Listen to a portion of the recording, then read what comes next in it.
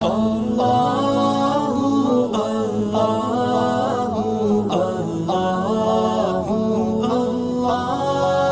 اللہ الرحمن الرحیم۔ ہر ایک مومن مسلم کی یہ کوشش رہنی چاہیے اور اسی احساس، فکر اور ذمہ داری کے ساتھ زندگی گزارنی چاہیے اس کو کہ وہ اس دنیا کے اندر مختصر وقت کے لیے آیا۔ یہاں کی جو زندگی ہے وہ بہت مختصر ہے، بہت محدود ہے اور عارضی ہے۔ کوئی بھی انسان دنیا میں ایسا نہیں آیا کہ جو یہیں رہ گیا ہو اور واپس نہ گیا ہو۔ خود نبی اکرم صلی اللہ علیہ وسلم جیسی پاکیزہ، بزرگ و برتر ہستی بھی اس دنیا میں ہمیشہ کے لیے نہیں رہے، بلکہ اپنے وقت پر وہ بھی دنیا سے تشریف لے گئے۔ یاد پھر کسی اور کی کیا ہستی ہے، کسی اور کی کیا حیثیت ہے، ہم اور آپ کون سے کھیت کی مولی ہیں کہ ہم یہاں ہمیشہ رہیں گے؟ تو پھر جب ہمیشہ نہیں رہیں گے تو ہمیشہ جہاں رہنا ہے یعنی آخرت میں، تو وہاں کے لیے پھر ساز و سامان بھی کر کے لے جانا ہے، تیاری بھی کر کے لے جانی ہے۔ آدمی چھوٹے سے سفر میں جاتا ہے 10-15 دن کے لیے، اس کے لیے کتنے دن سے تیاریاں شروع کر دیتا ہے؟ ایک شادی ہی ہوتی ہے، 1 دن کی ہوتی ہے، 2 دن کی ہوتی ہے، لیکن تیاری کب سے ہوتی ہے؟ سالوں سال سے تیاری شروع ہو جاتی ہے۔ خاص طور پر لڑکی والے تو بڑے فکر مند ہو جاتے ہیں، بچپن سے ہی سامان اکٹھا کرنا شروع کر دیتے ہیں، زیورات اکٹھا کرنا شروع کر دیتے ہیں، پیسہ جوڑنا شروع کر دیتے ہیں کہ بیٹی کا نکاح ہوگا، شادی ہوگی۔ حالانکہ وہ 1-2 دن کی بات ہوتی ہے۔ اور اسی طرح دنیا کا کوئی سفر ہے، مثال کے طور پر عمرے کا سفر ہے، 15-20 دن کا ہوتا ہے، لیکن اس کے لیے تیاریاں کب سے ہو جاتی ہے؟ اس کے لیے سامان کی خریداری۔ حج کا سفر 40 دن کا ہوتا ہے، لیکن اس کے لیے بھی کئی مہینے پہلے سے تیاریاں شروع ہو جاتی ہیں۔ لیکن یہ دنیا سے جانے کا اور آخرت کے لیے سفر کرنے کا جو وقت ہے، جو زندگی ہے، وہ لامحدود ہے، وہ کبھی ختم ہونے والی نہیں ہے، اس سفر سے کبھی واپس نہیں آنا ہے۔ تو اس کے لیے کتنی تیاری ہونی چاہیے، کتنی زیادہ اس کی فکر ہونی چاہیے، ہر آدمی اس کو سوچ سکتا ہے۔ یہی فکر پیدا کرنے کے لیے یہ کتاب اور یہ اس طرح کی مجلس اور یہ اس طرح کی باتیں کی جاتی ہیں، تاکہ ہمارے اندر آخرت کی فکر پیدا ہو جائے، آخرت کی فکر ہمارے اوپر سوار ہو جائے۔ جب تک یہ فکر سوار نہیں ہوگی تو آدمی کے اندر نیک اور صالح انقلاب اور تبدیلی نہیں آ سکتی۔ جب یہ فکر سوار ہو جاتی ہے کہ مجھے مرنا ہے اور مرنے کے بعد ہمیشہ کے لیے ایک لمبے سفر پر چلے جانا ہے اور واپس نہیں آنا، تو پھر آدمی کے اوپر فکر سوار ہو جاتی ہے اور آدمی پھر سوچنے پر مجبور ہو جاتا ہے، اور پھر اس کو اچھے اور برے کی تمیز ہونے لگتی ہے کہ کیا اچھا ہے وہ کرنا ہے، کیا برا ہے اس کو چھوڑنا ہے۔ تو اسی فکر کو پیدا کرنے کے لیے یہ مجلس ہے۔ اللہ تعالی ہمیں اس طرح کی مجلسوں سے یہ فکر پیدا کرنے کی اپنے اندر توفیق عطا فرمائے۔ آج بیان ہے اس بات کا کہ گمراہ کرنے والوں پر دوزخیوں کا غصہ۔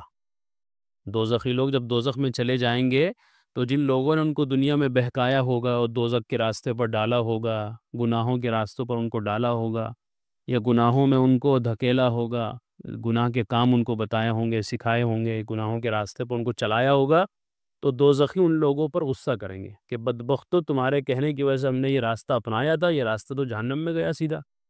تمہارے کہنے سے ہم نے یہ کام کیا تھا، اس کام کی وجہ سے اب ہمیں دوزخ میں عذاب بھگتنا پڑ رہا ہے۔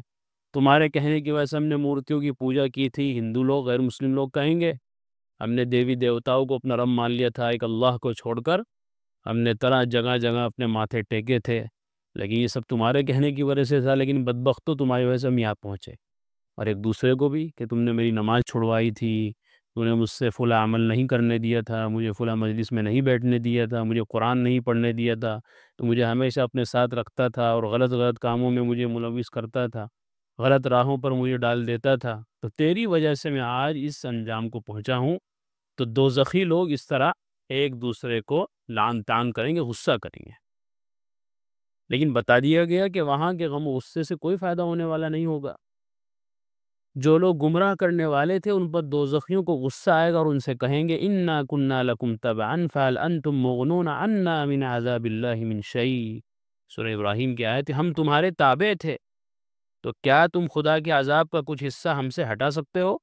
جس طرح ہم نے تمہاری بات مان کر فلاں کام کیا تھا، اس کی وجہ سے ہمیں دوزخ کا عذاب بھگتنا پڑ رہا ہے، تو تم بھی ہماری آج مدد کرو، تم بھی ہماری بات مان لو کہ تھوڑا سا عذاب تم لے لو۔ لیکن وہاں تو ایسا نہیں ہوگا۔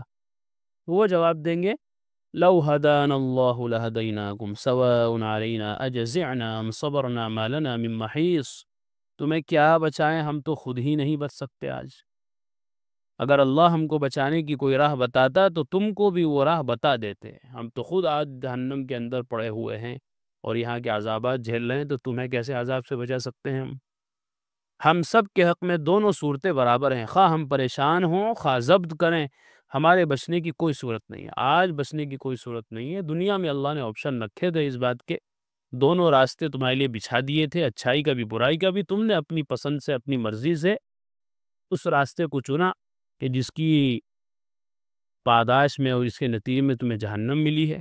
اگر تم اس راستے کو اپناتے کہ جس کے پاداش میں اور اس کے نتیجے میں جنت ملنی تھی تو اس کو بھی اپنا سکتے تھے۔ ہاتھ پکڑ کر زبردستی تھوڑی تو میں نے کھینچ کے کسی نے اس راستے پر چلایا جہنم کے۔ دونوں راستے بچھا دیے، اچھائی کا بھی برائی کا بھی، اور کہا کہ چلو جس پہ چلنا چاہو۔ آپ اگر چاہتے تو اس پر بھی چل سکتے تھے، نیکی کے راستے پر، جنت کے راستے پر۔ آپ نے اپنی مرضی سے پسند کیا ہے گناہ کا راستہ اور اللہ کی نافرمانی کا راستہ اور جہنم کا راستہ، اس میں کسی کا کیا قصور ہے؟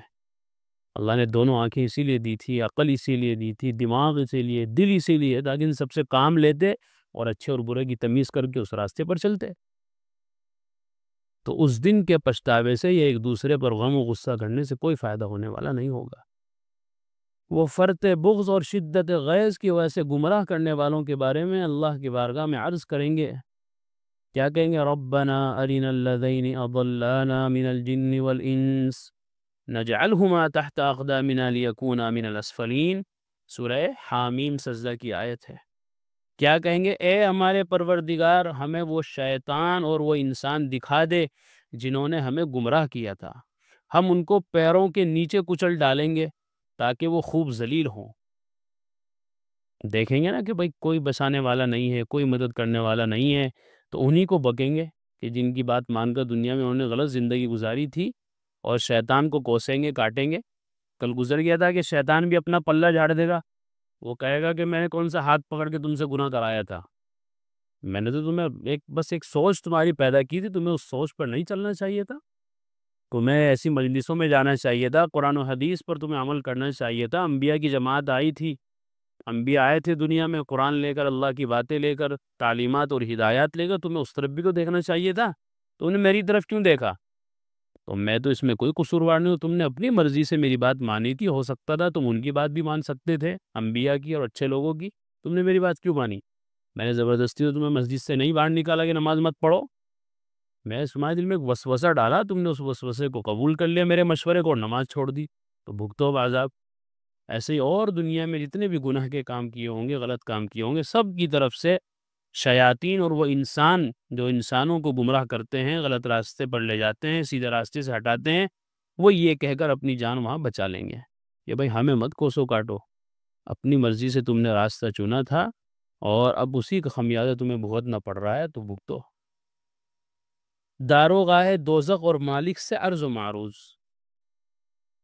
دوزخی عذاب سے پریشان ہو کر معروضات اور گزارشات کی سلسلہ جنبانی شروع کریں گے۔ جب ان سب کو کوسیں گے، کاٹیں گے اور کچھ بات نہیں بنے گی، تو جو جہنم کا داروغہ ہوگا جس کا نام مالک ہے، اب اس کو کہیں گے، کیا کہیں گے؟ چنانچہ داروغہ دوزخ سے کہیں گے ادعوا ربکم یخفف عنا یوما من العذاب۔ سورہ مومن کی آیت ہے، تم ہی اپنے پروردگار سے کچھ کہہ دو، کسی ایک دن تو ہم سے عذاب ہلکا کر دے، ہماری تو کچھ نہیں سنی جا رہی ہے، تم تو یہاں کے ذمہ دار ہو، متولی ہو، یہاں کے نگہبان ہو، تم ہی اپنے رب سے کہہ دو کہ ذرا ہمارا عذاب کم کر دے، بہت تکلیف ہو رہی ہے۔ وہ جواب دیں گے اولم تک تأتیکم رسلکم بالبینات، کیا تمہارے پاس تمہارے پیغمبر معجزات لے کر نہیں آتے رہے تھے اور دوزخ سے بچنے کا طریقہ نہیں بتلاتے تھے؟ انبیاء آئے تھے، اللہ نے اسی لیے بھیجے تھے، کتاب اپنی قرآن کریم اسی لیے نازل کیا تھا تاکہ ہم اس کو پڑھ کر سمجھ کر جہنم کے راستے سے بچ جاتے۔ اگر تم بچنے والے ہوتے، لیکن تم نے خود اپنی مرضی سے ہلاکت مول لی ہے اور جہنم کو تم نے اپنا ٹھکانہ بنوایا ہے اپنی کرتوتوں کی وجہ سے، تو اب کیوں فریادیں کرتے ہو؟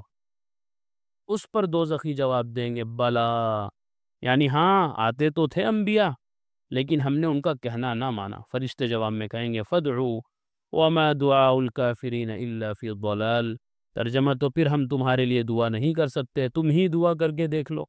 اور وہ دعا بھی بے نتیجہ ثابت ہوگی، کیونکہ کافروں کی دعا آخرت میں بالکل بے اثر ہے۔ وہاں دعا کرنے سے، وہاں اللہ اللہ، یا رب، اللہم، یہ سب کہنے سے وہاں کوئی فائدہ نہیں ہوگا۔ دنیا میں تمہیں موقع دیا گیا تھا، زندگی اسی لیے دی گئی تھی کہ یہاں اللہ کو مناتے، یہاں خوش کرتے تو کچھ کام بھی بنتا، لیکن وہاں جب موقع ہاتھ سے نکل گیا ہے، اب اللہ اللہ کرنے سے کچھ ہونے والا نہیں ہے۔ دنیا میں کرتے اللہ اللہ۔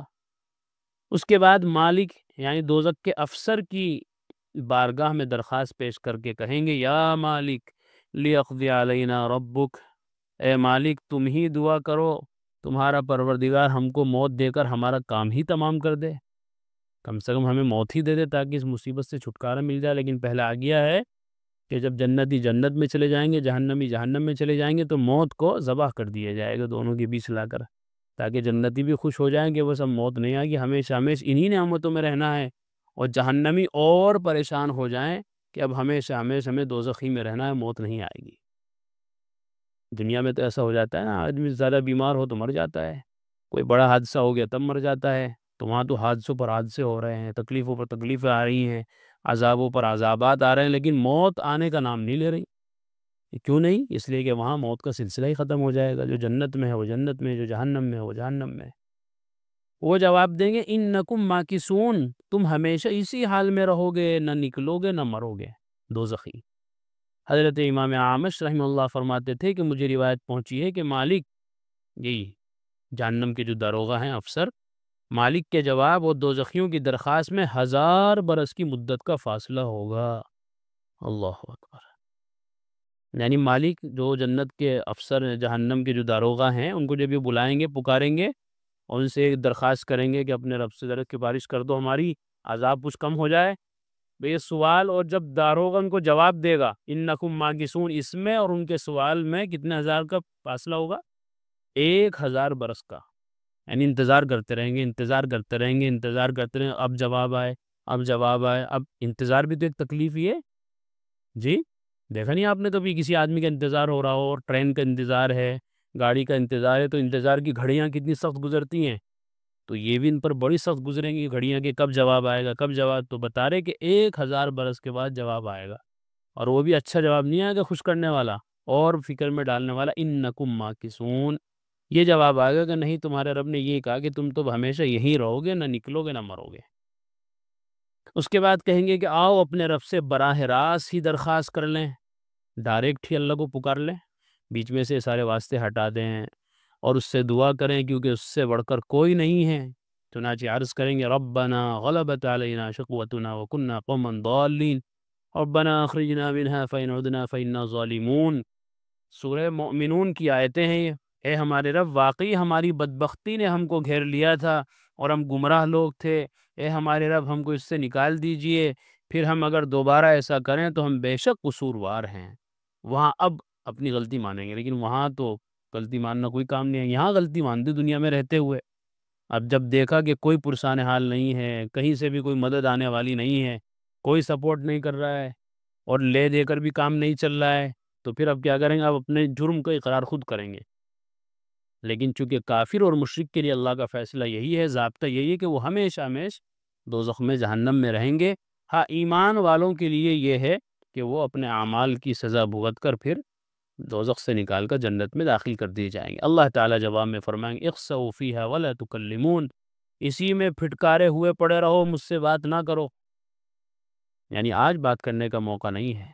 حضرت ابو الدرداء رضی اللہ عنہ فرماتے تھے کہ اللہ جل شانہ کے اس ارشاد پر ہر قسم کی بھلائی سے نا امید ہو جائیں گے، اور گدھوں کی طرح چیخیں، چلانے اور حسرت اور واویلے میں لگ جائیں گے۔ مشکوٰۃ شریف کی روایت ہے۔ تفسیر ابن کثیر میں ہے کہ ان کے چہرے بدل دیے جائیں گے، صورتیں ان کی مسخ ہو جائیں گی، حتیٰ کہ بعض مومن شفاعت لے کر آئیں گے، لیکن دوزخیوں میں سے کسی کو پہچانیں گے نہیں۔ دوزخی ان کو دیکھ کر کہیں گے میں فلاں ہوں، مگر وہ کہیں گے غلط کہتے ہو، ہم تو تم کو نہیں پہچانتے۔ دنیا میں جائیں گے کسی اللہ والے کے پاس کہ جی میں وہی تو ہوں جو آپ کے پاس بیٹھتا تھا، کبھی کبھی آپ کو چائے بھی پلاتا تھا، پانی بھی پلاتا تھا، آپ کی خدمت کرتا تھا، ہدیے بھی لے لے کے آتا تھا، پہچان نہیں رہا مجھے۔ تو اللہ تعالیٰ کیا کریں گے؟ پہلے ہی ان کی شکل ہی بدل دیں گے، تو پھر جب شکل بدل جائے گی تو پہچانیں گے کیسے؟ وہ اپنے آپ کو پہچانوانے کی کوشش کریں گے، لیکن وہ جنتی لوگ ان کو پہچاننے سے انکار کر دیں گے۔ اخسؤوا فیہا، کہ جواب کے بعد دوزخ کے دروازے بند کر دیے جائیں گے اور وہ اسی میں سڑتے رہیں گے ہمیشہ ہمیشہ کے لیے۔ اس لیے کتنا اچھا موقع ہے، اللہ نے ہمیں زندگی میں ہی ان سب چیزوں سے باخبر کر دیا ہے، مطلع کر دیا ہے، تو بچنے والے کے لیے اب بھی بہت وقت ہے۔ بچنے والے کے لیے، توبہ کرنے والے کے لیے، اپنی زندگی کو بدلنے والے کے لیے اب بھی بہت وقت ہے۔ اس سے پہلے کہ آدمی کی آنکھ بند ہو جائے، اور جب آنکھ بند ہو جائے گی تو پھر وہاں کے عذابات جب مسلط ہو جائیں اور پھر وہاں یہ ہمارا رونا دھونا چیخنا چلانا اپنے جرم کا اقرار کرنا کچھ کام نہ آئے، تو اس وقت کے افسوس سے کیا فائدہ۔ اس لیے آج موقع ہے، اللہ نے ہم سب کو یہ موقع دیا ہے، تو ہم اللہ سے پکی سچی توبہ کریں۔ توبہ اس کو نہیں کہتے کہ آدمی کرتا رہے اللہ میری توبہ توبہ توبہ، اور پھر تھوڑی دیر بعد پھر وہی پرانی حرکتیں، تھوڑی دیر بعد استغفر اللہ، کچھ دیر کے بعد پھر وہی پرانی حرکتیں۔ اس کو توبہ، یہ تو مذاق ہے اللہ کے ساتھ۔ توبہ تو اس کو کہتے ہیں جب ایک چیز چھوڑ دی تو بس چھوڑ دی، ایک چیز کو جب پیچھے ڈال دیا تو ڈال دیا، جب کسی راستے پر چل پڑے تو بس چل پڑے، پیچھے مڑ کے نہیں دیکھا۔ یہ ہے پکی سچی توبہ۔ اللہ ہم سب کو اس کی توفیق عطا فرمائے۔ قرآن کریم میں اللہ تعالیٰ فرماتے ہیں الا بذکر اللہ تطمئن القلوب، کہ سن لو، اچھے سے سمجھ لو، اللہ تعالیٰ کے ذکر ہی سے دلوں کو اطمینان نصیب ہوتا ہے۔ یعنی اللہ تعالیٰ کے جو انعامات و احسانات و اس کی نوازشیں ہم پر ہیں، اگر ہم ان کو یاد کریں گے تو ہمارے بے قرار دل کو قرار آ جائے گا، سکون مل جائے گا۔ اگر ہم چاہتے ہیں کہ ہمارے دلوں میں سکون آئے، اطمینان نصیب ہو، تو اس کا ایک واحد علاج اور ایک بہترین دوا یہ ہے کہ ہم فوراً اللہ کے ذکر میں مشغول ہو جائیں۔